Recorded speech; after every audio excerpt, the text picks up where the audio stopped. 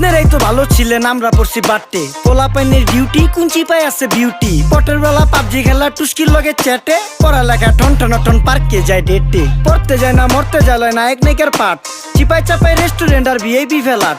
এই শহরে খেলাধুলার নায়িকা কোনো মাঠ। বাচ্চা লইয়া মসজিদ গেলে বুইরারা দেয় ঘাট।